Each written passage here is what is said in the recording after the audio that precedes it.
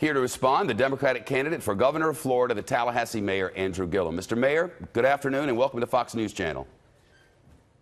Thank you so much. Good afternoon to you. Thank you for having me. Of course, your opponents outspent you in candidate funds, $106 million to less than $7 million. You never led in a poll. You were fourth among Democrats in most of the polls. In the last 2 weeks, you surged, and when all the votes were counted last night, you beat a woman from a Florida Democratic political dynasty and all the rest. How did you do that? Well, I'll tell you, it was a slow and steady process of 18 months. I literally moved around this state retailing my way through neighborhood associations, church conferences, anybody who we could get to talk to us. We talked to about the future of the state of Florida. I think it also helped, you know, that as I was the only non-millionaire running for governor in the Democratic primary, born to my mother who was a school bus driver and my dad who was a construction worker, that my everyday lived experience in this state really better reflected that of the everyday Floridian over anybody else running.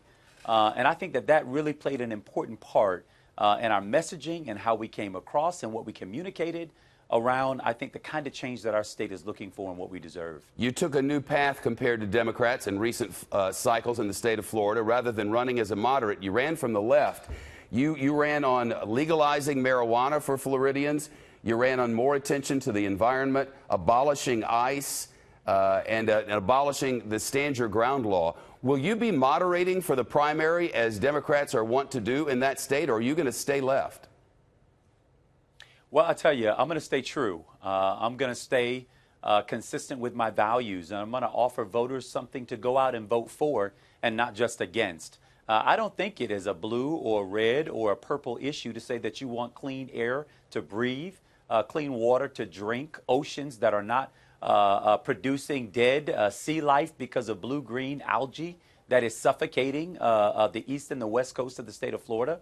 To say that we ought to pay teachers what they're worth, especially here in the state of Florida, where teachers' average salary is the 45th lowest out of 50 states. Well, since you mentioned money, that you want to dismantle the criminal justice system, since you mentioned money, Mr. Mayor, you also ran on universal health care, lots more money for schools and especially for teachers, raising the minimum wage to $15 for all Floridians. Specifically, Mr. Mayor, if elected governor, how are you going to pay for that?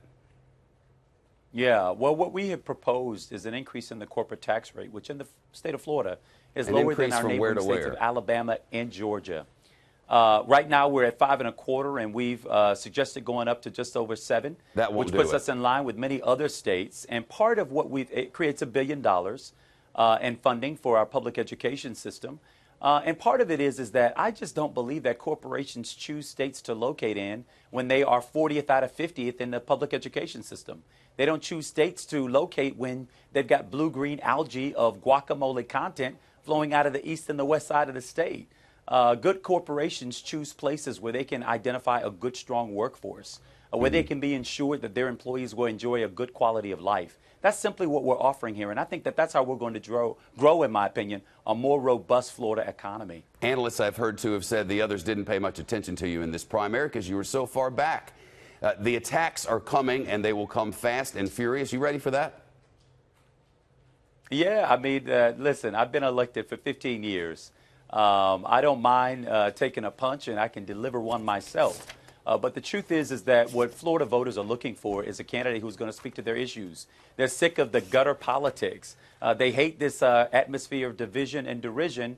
They really want a candidate who I believe is going to talk and speak directly to the things that impact them at their dinner table. That's what we did through this primary election, and that's what's going to allow us to win on November 6th in the general. One of the things they'll probably come for you with is there's a big scandal in Tallahassee, and everybody in Florida and South Georgia and everywhere else knows about it. Some FBI agents came into Tallahassee, went undercover. USA Today calls it the biggest investigation in years and says indictments are as sure as an August afternoon thunderstorm. You've said that you're not a target of this investigation, but you were at a wine and dine with some good friends who could very well face federal subpoenas. And I wonder how you'll explain that and if you can ensure the voters of Florida that you had nothing to do with it and no troubles coming your way.